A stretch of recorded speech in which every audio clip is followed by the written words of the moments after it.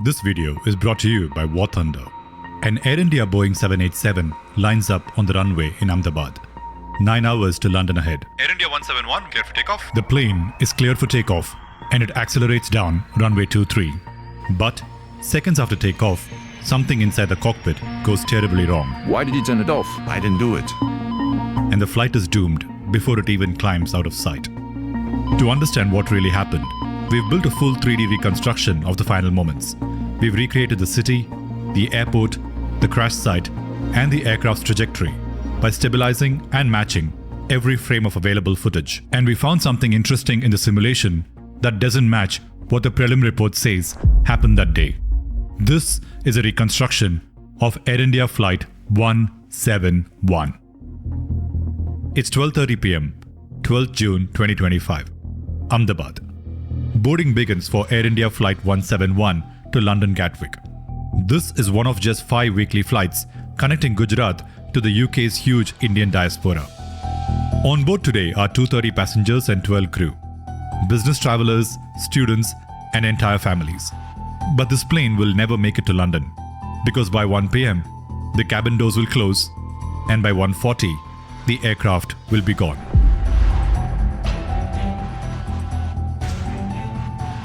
The crew signs in at 11:55 a.m. for mandatory breath tests and they both pass without issue. In command is Captain Sumit Sabharwal, 56 years old and with more than 15,600 flight hours, over half of them on the Boeing 787. To his right sits First Officer Clive Kunder, just 32 with 3,400 hours in total and 1,100 on the Dreamliner. Aviation runs in his blood. His mother flew for Air India for 3 decades. It's an experienced crew flying a familiar route. But in less than 15 minutes, a small action between their seats will decide the fate of this flight. By 1:10 p.m., refueling is done, baggage is loaded, boarding is complete, and the cabin doors are closed. The crew have taken on 54,000 kilos of fuel for the 9-hour flight to London. The plane weighs over 200 tons. It's heavy, but still within operational limits. Today is a hot day.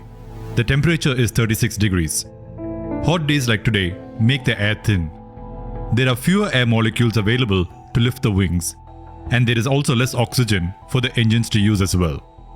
What this means is that the plane needs more speed to be able to take off. And given that the plane is heavy, Air India 171 will need to use the entire 3,500 meter length of runway 23. But that said, this is also well within the capabilities of the Boeing 787. The plane pushes back at 1:18 p.m. On the bay, the captain moves the 2 engine switches to run. Both engines spool up with their unmistakable whine. Air India 171, taxi via Papa, Romeo 4, line up and wait, runway 23. As the aircraft rolls along the taxiways, the crew complete the before takeoff checklists. The speeds to note are V1 at 153 knots, VR at 155, and V2 at 162 knots. After backtracking on runway 23, First Officer Kunder performs a 180-degree turn to position the plane for takeoff. At the far end of the runway is the airport perimeter wall, and beyond that is a dense neighborhood of Meghani Nagar. Visibility is 6 kilometers, winds are light at 240 degrees and 6 knots. It's a perfect day for flying. Air India 171, winds 240 at 6, runway 23, clear for takeoff. Clear for takeoff, runway 23, Air India 171. Takeoff clearance is issued at 1:37:33, and 4 seconds later, First Officer Kunder advances the thrust levers. The plane begins rolling down the runway, and the countdown to disaster begins.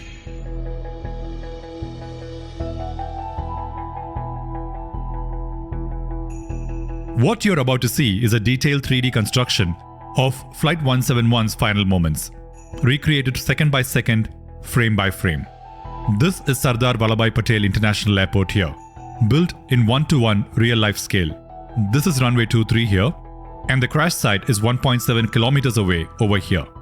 These 2 structures in red are the student canteens, referred to as buildings A and B in the interim report. Behind them are the 4 student dorms called buildings C through F in the report. The tall chimney here is the Army Medical Corps incinerator, and this small patch of trees right next to the chimney would be the first point of contact. It's 1:38 p.m. and the canteen of BJ Medical College is packed with students having lunch. At the airport nearby, Air India 171 has just taken off and is now at its highest point, just above the airport perimeter wall. As it crosses the wall, the plane begins to lose altitude and it starts deviating towards the left. This camera here is placed exactly on the extended center line, and the deviation to the left is quite clear. I'll explain my theory about this deviation later in the video. Just a minute later, at 1:39:09, the plane is almost near the ground, and it makes first contact with a bunch of trees inside the Army Corps compound. Almost immediately, the nose gear hits the incinerator chimney, and it tears away. The main fuselage is still in one piece, and it continues moving forward at 150 knots. Notice the plane's attitude here. It's at around 8 degrees nose up. What this tells us is that the pilots, even at the very last minute, were pulling back on the control column, trying to get the plane to regain altitude. They were trying to clear the buildings, but unfortunately, they couldn't. At 1:39:10, the right side of the fuselage strikes building A's northeast wall. The right landing gear and the tail section take a brunt of the impact here. The vertical stabilizer separates instantly and is flung more than 200 feet away. The tail section, containing the rear flight recorder and the emergency locator transmitter, embeds in the wall of building A. Almost at the same time, the right wing clips the roof of the nearby building B, causing it to tear away from the fuselage. Pieces of this wing are found scattered near buildings A and B. The fuselage continues moving forward, and the right engine impacts a solid water tank on the roof of building A. The engine mount fails, and the engine lodges beneath the tank.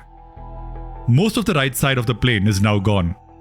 What's left of it keeps moving forward. The left main landing gear and the left wing impacts the main wall of building C, causing them to shear off from the fuselage. The left engine breaks free from the housing due to this impact and is flung forward to near building D's ground floor.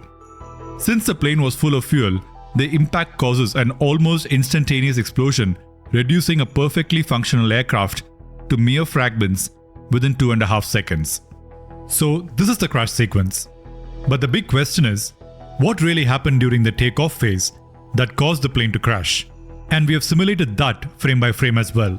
And there's something that we found that doesn't match what the prelim report says happened.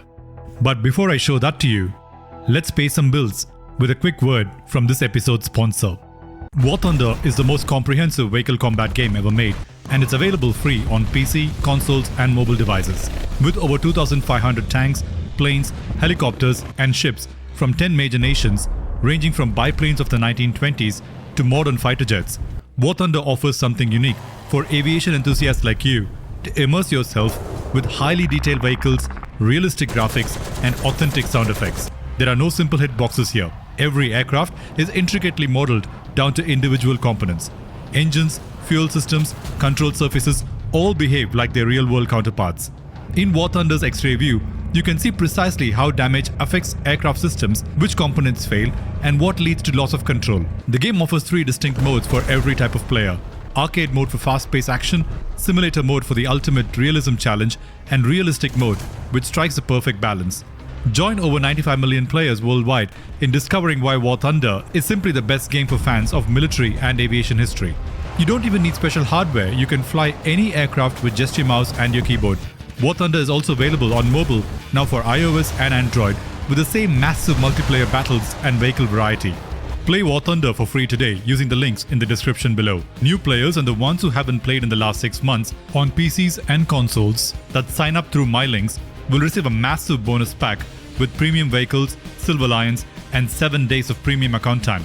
Everything you need to start your journey. Thank you War Thunder for sponsoring this video, and now let's get back to the story. The first step in any air crash investigation is locating the 2 black boxes.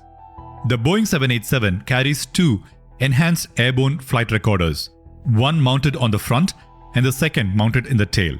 Although they were both recovered within days of the crash, the tail unit, which absorbed the full force of the building A impact, was destroyed due to extensive thermal damage, and the data was unrecoverable. The forward recorder survived. In order to extract data from the damaged forward recorder, the AAIB needed an identical working chassis to place the memory module in before reading it. This is called a golden chassis. However, the AAIB didn't have a golden chassis nor the cables to do the job, and so they had to import it from the NTSB in the US. Now I want you to think about this for a second. India operates dozens of 787s. Air India alone has over 30 in its fleet.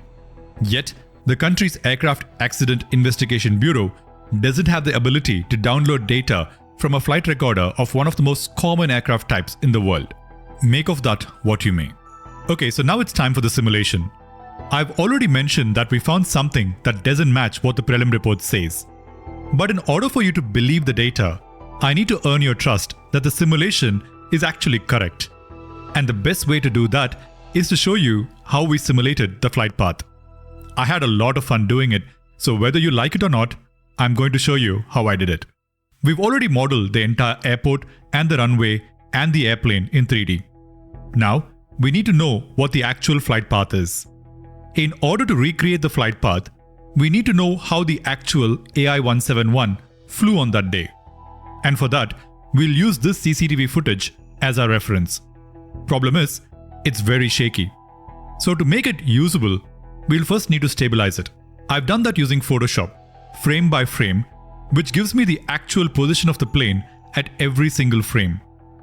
But for me to now match the 3D plane with this image, I need to see through a virtual camera that matches this camera. And so, I need to know three things. Where was this CCTV camera placed in the real world? What type of camera was this so that I can find the sensor size? And what focal length was the camera filming at? To figure out where the camera was placed in the real world, I used this watchtower and these two road markings and this gate and cross-referenced it with Google Maps. If you look closely at this footage, you can see a security camera mounted on a pole at a height of around 15 feet. Our camera is probably mounted on a nearby pole at a similar height.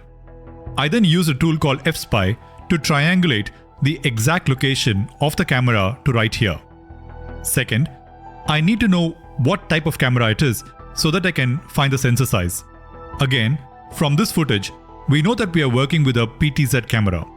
And after searching on YouTube for a long time, I finally found this footage from Elite Aviation's channel showing a close-up of the camera used at Ahmedabad Airport.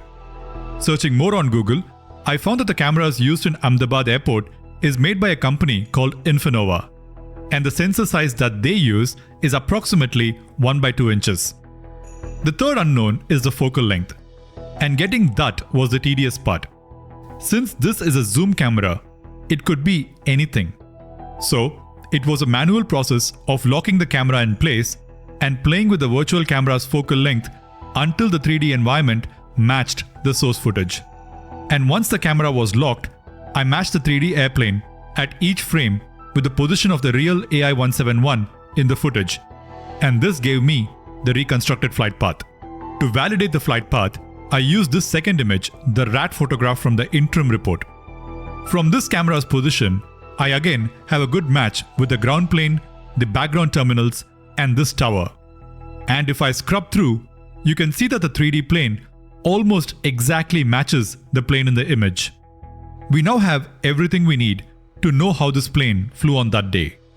This simulation is running at 30 frames per second, and so every frame is 1/30th of a second. We'll start at the takeoff roll. Air India 171, winds 240 at 6, runway 23, cleared for takeoff. Cleared for takeoff, runway 23, Air India 171. The takeoff roll begins at 1:37:37. First Officer Kunder advances the thrust levers and both engines spool smoothly to take off power. The flaps are set to 5 degrees, the standard configuration for a Dreamliner takeoff. This is confirmed from the wreckage as well. From the simulation flight path, we can calculate the ground speed and the altitude of the plane at any frame. And since the wind on the day was 240 degrees at 6 knots, we can also calculate the indicated airspeed at each frame. I've exported all this to an Excel sheet and used it in this simulation. We'll start by going through the timeline as per the official report, and then later I'll introduce my findings and open up some questions. So the plane begins a takeoff roll at 1:37:37 and it continues to gain speed for the next 56 seconds until frame 539, at which point it hits the V1 speed of 153 knots. V1 is the speed at which the plane now has to take off, as there is not enough runway left to stop safely. 2 seconds later, frame 599 is VR, and the front nose wheel begins to lift. The prelim report says that the speed at this time is 155 knots. Our simulation says 154 knots, so till now the data agrees. It takes another 4 seconds until frame 668 for the main landing gear to lift off the runway. The weight on the wheel sensor now transitions the plane from ground mode to air mode. The plane then continues to climb for the next 3 seconds normally. And then at 138.42, the plane reaches its max speed of 180 knots. Immediately after that, the fuel cutoff switches for engine 1 and engine 2 move to the cutoff position. 5 seconds after this point, at time 138.47, the ram air turbine starts producing hydraulic power. Somewhere between these 2 points, one pilot asks the other, "Why did you turn it off?" And the other pilot says that he did not. 5 more seconds later, at 138.52, the left engine switch goes back to the run position. And 4 seconds later, the right engine switch goes back to the run position as well. And a mayday call was given at 139.05. So this is what the prelim report says has happened. I want to direct your attention to this frame here at 7:58, specifically to these 3 events. The report says that the plane hits a maximum speed of 180 knots, and immediately afterwards, the 2 engine switches are switched off. But intuitively, you would expect the speed to stop rising once the engines are shut off, not before it, right? The plane is accelerating at takeoff thrust. Takeoff thrust is the maximum power that the engine can produce. In that configuration, I find it odd that the report claims that the max speed was hit before the engine cut off. And this was the whole reason why I wanted to simulate the crash in the first place. And the simulation seems to confirm my suspicions. As per this simulation, as the plane rolls down the runway, the sim speed matches what the interim report says until frame 758 at 180 knots. But after that, instead of slowing down, the sim plane actually keeps accelerating for the next 5 seconds until frame 900, up to a speed of 196 knots. The momentum of the takeoff causes the plane to gain altitude until frame 1100, up to a height of 230 feet. Inside a jet engine, once the fuel is cut off, the thrust will collapse almost instantly. Any high pressure gases that remain in the engine will be flushed out in under a second. So this cannot be any residual thrust that's pushing the plane forward. I've thought about this a lot, but I've not been able to come up with an explanation as to why the plane would keep increasing in speed for 5 seconds after the engine shut off, and why the prelim report claims that the max speed was hit before the engine shutting off. So I'm putting this to the experts watching. If you know what could create a 5-second rise in indicated airspeed after cutoff, I'm very curious to hear from you. And now this brings us to the fuel cutoff switches itself. What exactly happened here? To understand this better, we need to address 4 different theories. First, the switch was intentionally moved to the cutoff position by someone in the cockpit. Second, the switch was accidentally moved by someone in the cockpit. Third, a software feature caused the 2 switches to trip and move to the cutoff position automatically without pilot input. And fourth, the switches never moved to the cutoff position and some other system in the plane caused the engines to flame out. Let's start with theory 4 and work our way backwards. This theory claims that the switches never actually moved to the cutoff position and that the engine simply failed for some other reason. To explain why this doesn't hold up, let's use a simple analogy. Your cars have black boxes too. Imagine your car is running. If you turn the ignition switch off, the black box records 2 things. Ignition off is equal to true, engine off is equal to true. But if your car runs out of fuel and the engine dies on its own, only one thing gets recorded. Engine off is equal to true. There is no entry for the ignition because you never touched the key. The same logic applies to the Boeing 787. The black box from the flight shows an entry for the fuel cutoff switches being moved to cutoff. And here is the important part. If you look at the wiring diagram, there is just a single data line labeled RDC that runs straight from the physical switch to the flight recorder. Its only job is to record the real, physical position of the switch. The way it does this is that every 1 second, the flight computer will check what the status of the switch is and record it. That 1 second is called the sampling frequency. So if the recorder shows cutoff is equal to true, that means that the switch itself was physically moved there. There is no software trick or no false signal. This is a direct mechanical reading, which means that we can discard theory 4. The switches really did move to cutoff. Now let's visit theory 3, that a software feature in the plane caused the two switches to trip to cutoff on its own without any pilot input. This is specifically referring to the TCMA, the Thrust Control Malfunction Accommodation. This is a software feature in the plane that will automatically reduce the thrust in an engine or even cut it out entirely if it believes the engine's power is exceeding safe limits. This has happened before to an All Nippon Airways 787, but that was during the landing phase and the plane landed safely. The question to answer is, could the TCMA have triggered the engines to shut down on Air India 171? Here's the wiring diagram for these cutoff switches again. Apart from the data connection, the only other circuit to the two switches is a relay, with just a true or a false status. There is no wiring to the switches that is able to trigger it automatically to move to the cutoff position based on a software trigger. Now the other thing about the TCMA is that the TCMA doesn't work through the cockpit fuel switches at all. Instead, it physically closes a high pressure shutoff valve deep inside the engine, cutting off fuel supply directly. Once this valve closes, it cannot be reversed by the pilots, and it requires maintenance action to reset the system. This is exactly what happened to that ANA 787. The pilots couldn't restart the engines and the plane had to be towed to the gate. But in the case of Air India 171, we know that the engines restarted successfully later in flight based on the events here. If the TCMA was the root cause, the engines could not have restarted. So this isn't a TCMA failure, and we can discard theory 3 as well. Now this brings us to theory 2, accidental activation. The switches have 3 levels of safeguards to prevent accidental activation. First, the switch is spring-loaded, and so it needs to be pinched and lifted against spring pressure to move it. Second, there are raised guards near the switches to prevent the hand from accidentally touching it. And third, there are mechanical stops near the base which also prevents accidental activation. Now somehow, even if an accidental movement occurred, I'd expect one switch to have accidentally moved.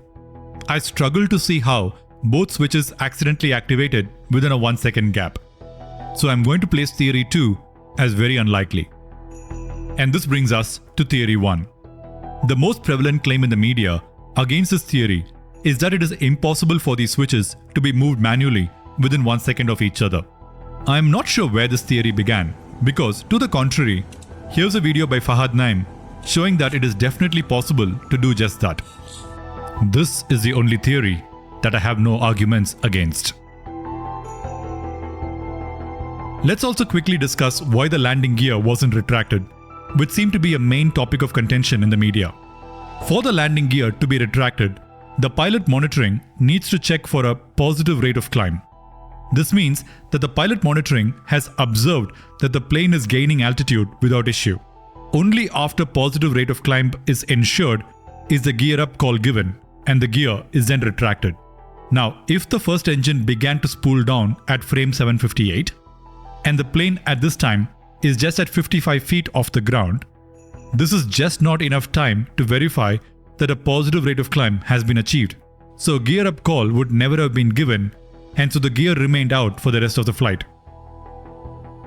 Okay, I'm recording this much later and this might sound like a ramble, but I initially didn't want to include this, but I'm going to include it anyway. I wanted to quickly talk about the two black boxes and the electronic locator transmitter.